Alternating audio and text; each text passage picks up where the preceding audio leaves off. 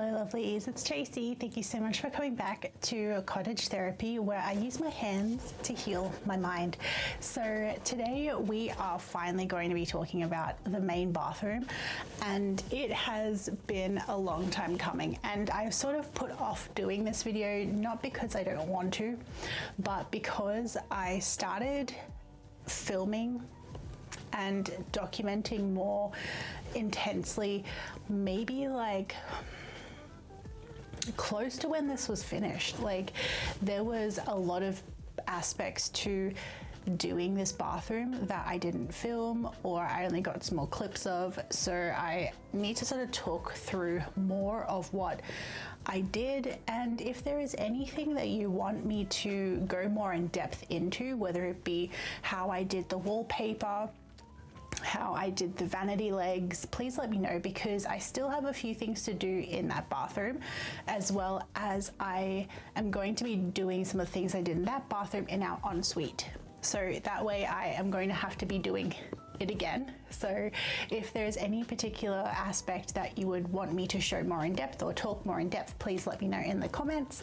And I'm very excited to share where our bathroom is at the moment. And the process was long, was difficult, was frustrating, especially because there were a few things that we had to keep in mind while we were doing the bathroom. One of the things was we couldn't change any of the layout because that costs money. So we didn't have a lot of budget to completely redo the bathroom. So we are mainly going to focus on more cosmetic and design choices, and not so much structural or layout in terms for the bathroom. And there's a lot of things that I'm going to be doing myself. So I need to make sure that I can do things on my own, or at least figure out in a way that I can do things that is more manageable for me, and I'm able to do without any sort of more equipment or purchasing more things, or bothering Simon too much while he's working. So there is a lot that I had to just sort of try to figure out, but also try to think of new ways that I could reuse certain products and things that we had already purchased and renew them by using them in the bathroom. So I really can't wait to show you how our bathroom went from millennial grey to millennial slay. And I kind of cringe at that because I feel like I'm not cool enough to say that, or is that saying even cool anymore? I don't know, I feel old. So before we get too much into it, if you'd like to join my journey as we go into slowly changing and transforming our home, please don't forget to hit the subscribe button and the notification bell, and don't forget to comment as well and let us know if there's any particular aspect of this bathroom reno that you really enjoy, that you would like more in-depth tutorial on. Please let me know. And let's head on over to past Tracy, when I talk to you guys about how I started to plan and think about what we wanted to do with our bathroom. Hello, so we are on my computer here, and we are going to open my Milanote, because while I am very bad at using the organizational things that are in abundance for us to use, I'm really bad at it. But the cool thing that I found with Milanote, and like I said before, this is 100,000% not sponsored. I have just seen other creators and other design people on Instagram use Milanote in order to like organize their thoughts and ideas and try to get like a whole board going. So I really wanted to have a place that had everything that I could at a glance remind myself what I'm doing, look at budgets, all that sort of stuff, because there are so many different like boards that you can work with. So here I have sort of like, I tried to organize it in a way that sort of makes sense to me, but let me just move myself over. So these are all the things that we are trying to do. Actually, I need to move garage into the in progress, because I'm very slowly trying to like organize everything in the garage, which I don't know if I should film because I feel like it'd be very boring. It would just be me staring at a lot of the stuff being like, I don't want to do this. But anyway, so garage is started, but we are doing the bathroom. This is how we've sort of grouped everything at the moment. So I knew definitely the ideas that I had. I really wanted to go from millennial beige and gray to a little bit more cozy, a little bit more fun, and definitely more in our style. And also it works with the style of our house because it is more cottagey. The only constraints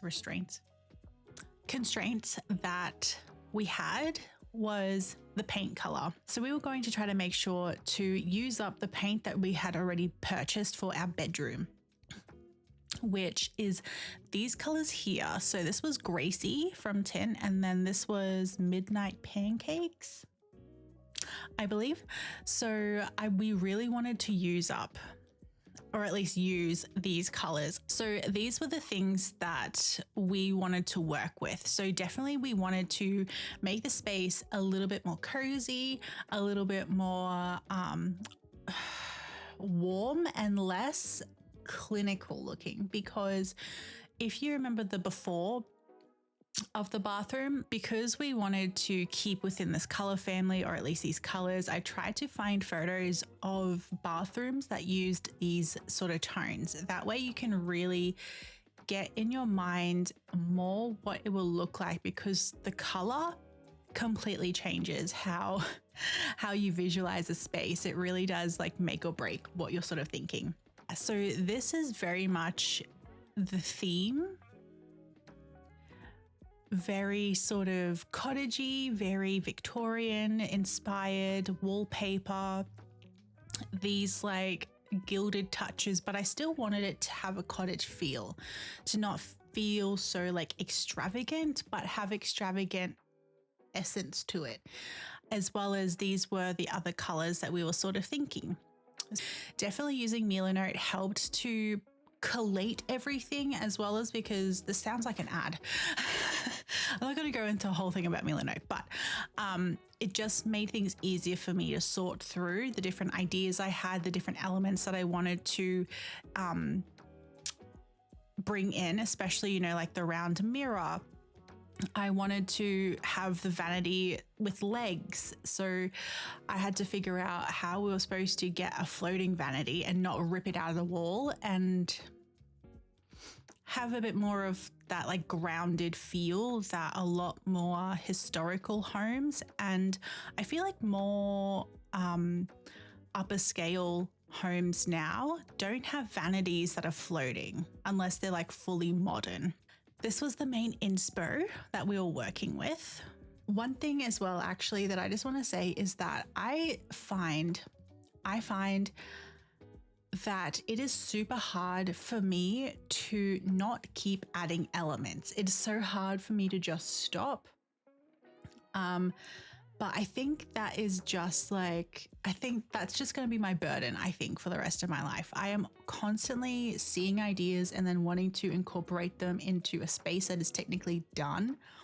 But I don't think any of our spaces are ever going to be done, which is why I sort of had a hard time trying to figure out when to film this video and create this video in general, because I was like, well, it's not really done. And it still really isn't done. Like I still need to add a few things, but I just wanted to say that in case anyone else also has that issue, that I never feel like anything's done, but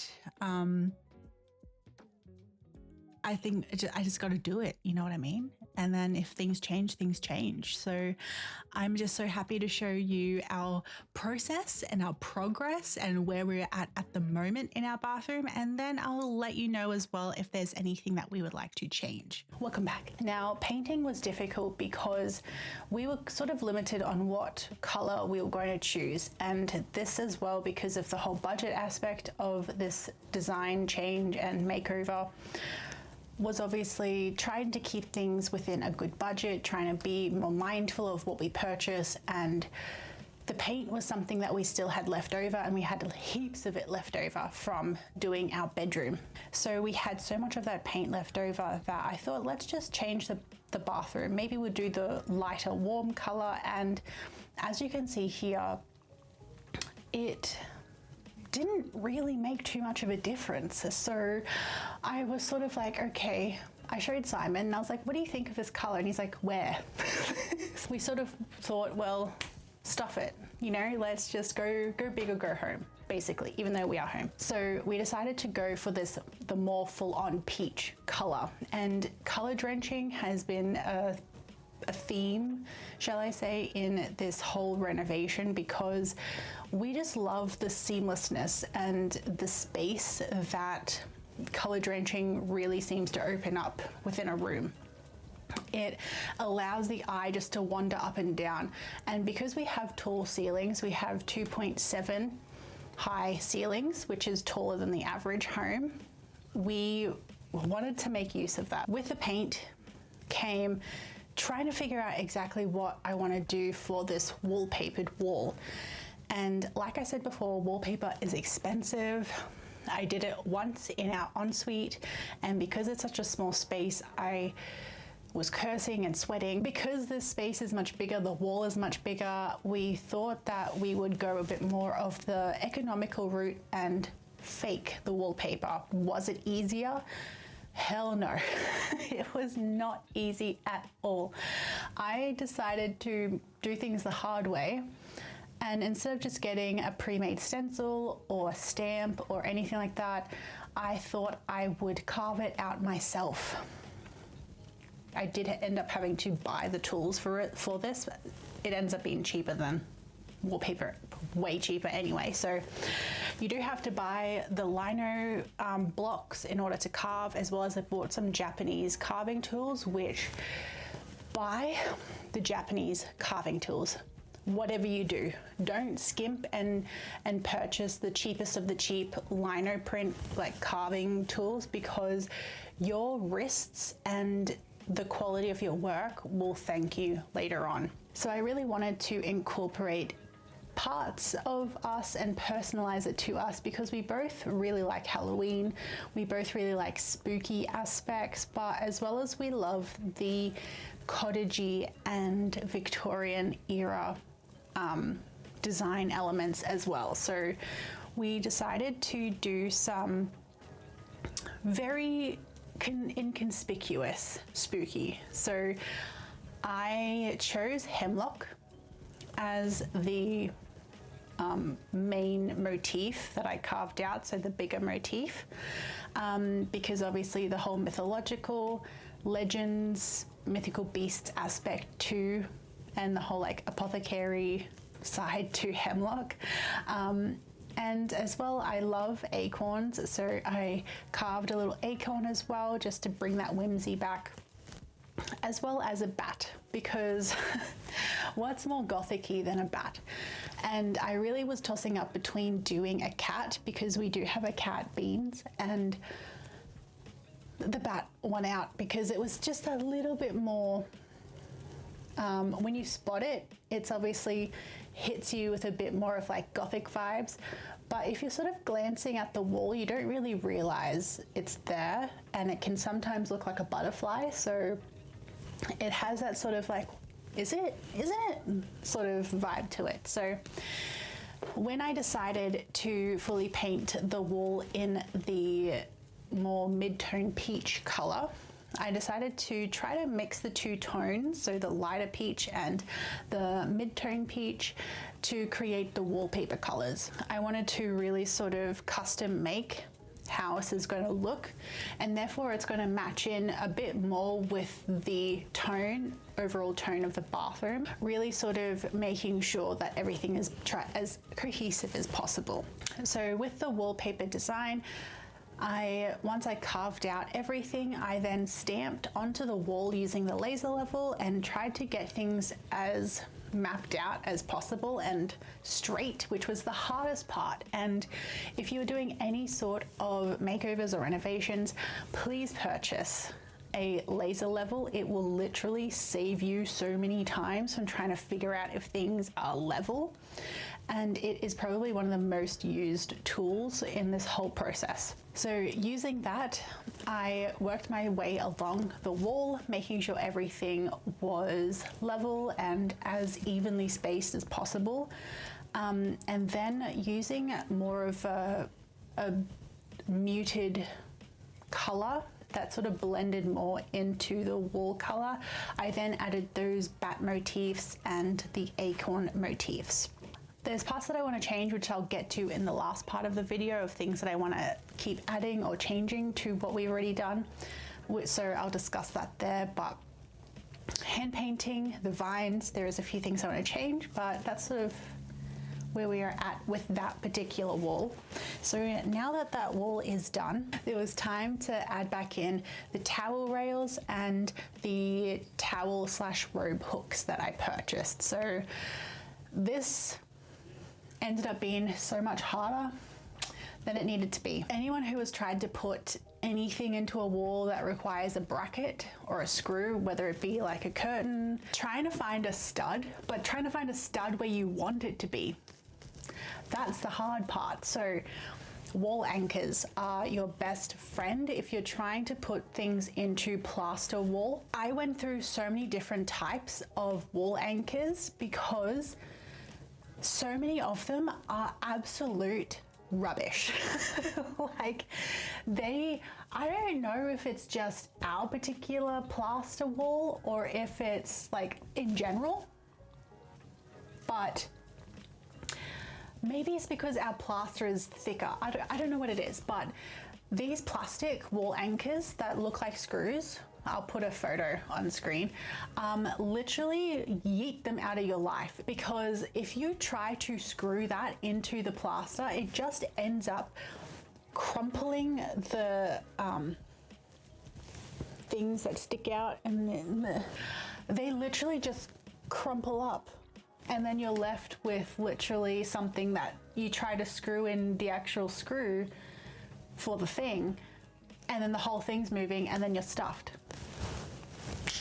If you want something that is easy, that you can just screw in with a screwdriver, get the zinc metal version of that screw.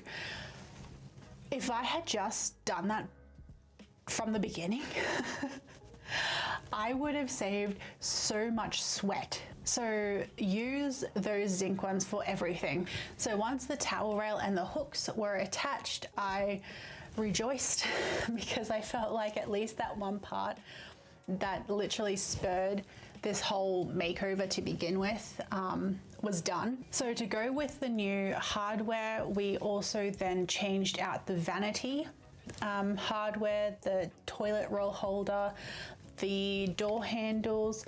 We're going to do the shower tap and bathtub taps at some stage, but because they are quite expensive, that's going to be down the line. So we are just going to have mixed matched metals for the time being. So now that the walls are basically done, it was time to tackle the other project, the vanity, because it was something that I believed that would make a huge change to the vibe of the space, but just by doing something quite simple, and that is to add legs to the vanity itself. And this is quite easy because it was already floating. It wasn't like I had to rip it out or anything. I just had to stick the legs underneath. And the only tricky part was making sure that I cut the legs to the appropriate size that I could get underneath. And the way that I achieved that was cutting the legs just to be snug, but enough room that I could add some glue. So I was originally going to drill and screw these in, so going through the bottom shelf inside the vanity, but I thought that I would try to do as little invasive procedures in case we wanted to change it, in case anything like that. So it works really well. I still need to do the back legs though. I sort of did the front and then I was like, okay, well, I'll do the back later. So I still need to cut and paint the back legs to stick them on. I had seen this bathroom renovation photo, and I love the color that they painted this bathroom so much that it inspired me to paint the vanity this same color, which is like this mulberry raspberry sort of color, and I just love it so much. There is so many things I still want to add. Like I might still add some wainscoting to the vanity just to amp up the interest and the visual interest, and to make it even more apparent that this might not be the same floating vanity that was there. This might be a completely new vanity that they put in, you know what I mean? So I might still add those touches later on, but with the new hardware, so the new handles, the feet, and the color, I'm really happy with where it is at the moment. And all those other more finicky details I can think about later as we live in the space a bit more. Keeping with the side of the bathroom with the vanity, the mirror. At the moment, with the mirror just stuck on, it still gave me, you know, earlier 2000 vibes and more cookie cutter basic home. If you picture older Victorian houses or cottages, they all have mirrors that are hung in place instead of them just being glued to the wall. I watched so many videos on how to do this, and if you can avoid doing the way that we did, please, by all means, hire some professionals to get the mirror off the wall. I decided to maybe check if any mirror installers also do removing but not installing. I got so many pushbacks from companies that don't remove mirrors unless they are installing, which is fair enough. I feel like it could be a waste of time. But the few quotes that we did get back that did just remove mirrors for us, couldn't guarantee that it'd be in one piece. They would dispose it themselves, and it would cost like $400. $400. But for $400, we said nay. All opposed? Nay. So we kitted ourselves up. I didn't film this because I didn't want to be distracted in case any sort of safety mishaps occurred. So we both wore safety glasses, we wore gloves, we made sure that our arms were covered, our legs were covered. And by watching YouTube, the method that we did it.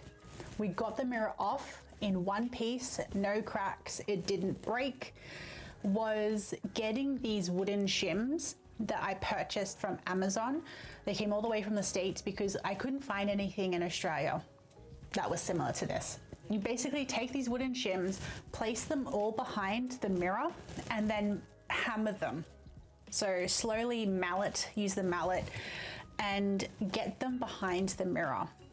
And of course, in typical social media way, I was watching these videos and the mirror just came off so easily in one piece. And he did it by himself. But there was two of us. I couldn't take the mirror off until I had help from Simon. So with the both of us, it took, I want to say 2.5 hours to get this mirror off the wall. There was 6 massive splooges of silicone construction adhesive that was gluing it to the wall. So I get why it took a lot of time to get off, but it was, oh my God, it was such a bitch. And we were so scared that this mirror was going to crack and shatter all over the place.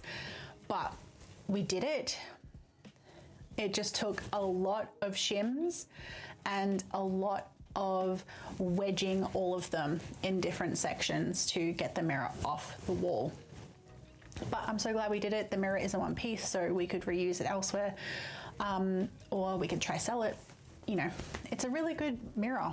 But now that the wallpaper is done, the room's painted, the towel rails and the robe hooks are on the wall in the spaces, like in the places that we wanted. The mirror is off. I then had to paint behind the mirror.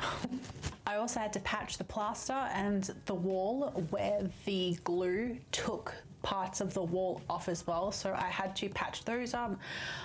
I wish I did a better job, but because of how the light was reflecting on the wall, it looked flat, it looked level.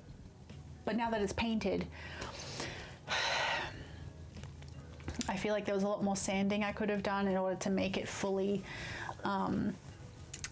even, but it kind of adds to the space that it's an older cottage, you know what I mean, with a bit of uneven wall situation. But I patched that up and it was time for finally the new mirror to go up, the curtain. Doing everything yourself is so rewarding, but it is very tiring. So trying to find a curtain that would be the same size as the window, how we wanted it to be and everything like that was so expensive. So I remembered that because I'm basically a hoarder, I had a bunch of linen fabric and cotton fabric that I had stashed away. And I really wanted to play up the berry tones of the Vanity in with the decorating pieces that are going to be in the bathroom. I took the fabric and dyed it to as close as I could get to the color of the Vanity. This was my first time fully dyeing something that wasn't just dyeing it black. So I took so many different colors to make sure that it was going to get as close to the shade that I was hoping for. So red, eggplant, some brown, a little bit of black, a little bit of yellow to try to get this tone. I also dyed some vintage lace. So vintage lace ribbon that I had bought years ago. And I was like, well, I need to make use of it. So I dyed it along with the fabric so I could use that as the ribbon that will be the tie-ups for the curtain. So I sewed this curtain myself using some old IKEA cotton curtains as the backing to it because it already had the loops for the curtain rod. So I thought I would repurpose those. And in order to keep the price more down, I did use an IKEA curtain rod because they are so cheap, and curtain rods as well are expensive and you're not going to see it. So I chose just the white IKEA curtain rod and used brass curtain brackets and finials that I purchased from some restoration online shops. So the curtain brackets and the finials really tie everything together, the brass color, as well as because the finials are little acorns, so that ties into the wallpaper design as well. So after all of that is up, it was time to furnish.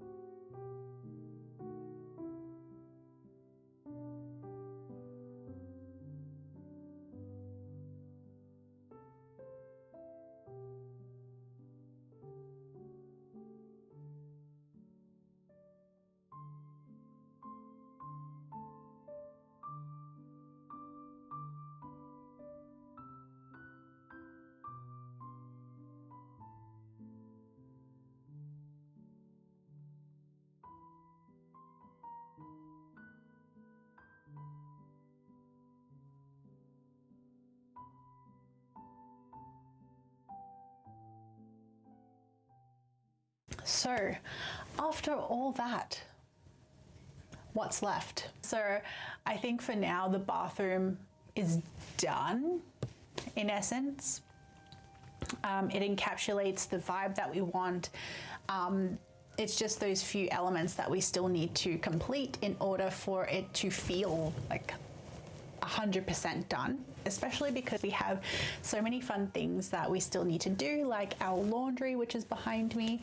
I can't wait to do that space because it is a space that is so small and pokey that it's so hard to actually use our laundry and to use it in the potential that we can envision it to have. So I'm very excited for the things that we're going to do for that, and I'm going to document it so much more in depth than I did in this bathroom, because obviously I started to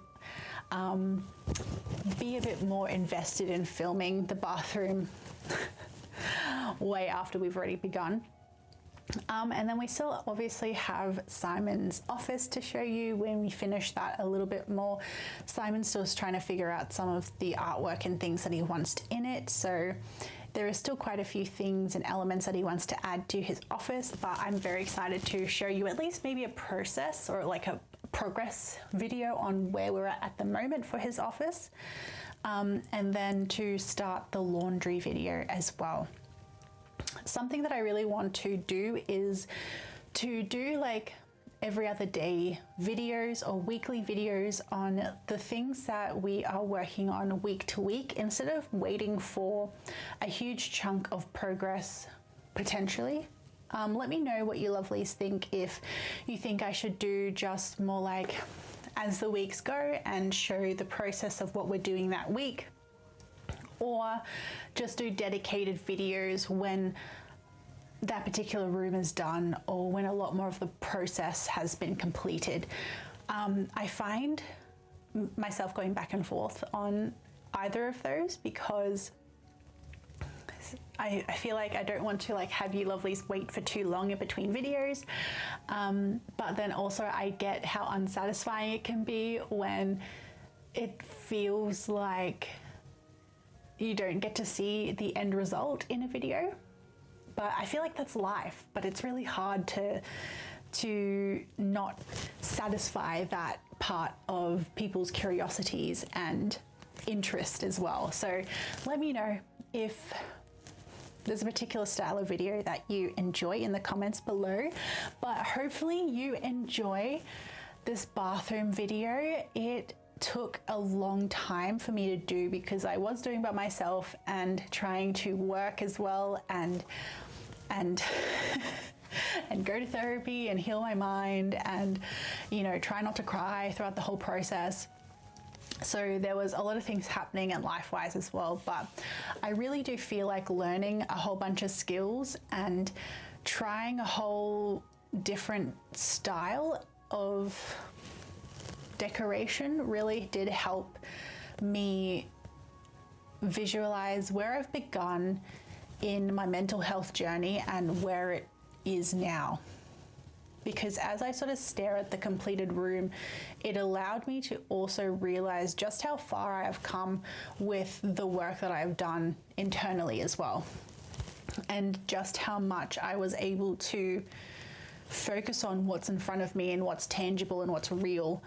And therefore rejig how my brain thinks about things, because there's a lot of things that we can dwell on in our past that is traumatic, that can then hinder us from moving forward in our future. And I really feel that being able to work with my hands and create this space and to see my vision become a reality really does help how I've been able to move forward from feeling so broken and grey to, you know, having these pops of colour in our home and being able to see myself and be proud of myself for what I've been able to achieve and do as well.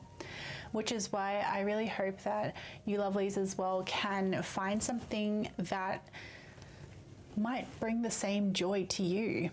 You know, there are so many fun things and crafts that you can do with your hands that can hopefully help take your mind off whatever you might be struggling with at the moment, because sometimes you need to not think about it in order to process it, if that makes any sense at all. And of course, everyone's going through something different. Everyone has their own journey. Everyone has a healing style that works best for them.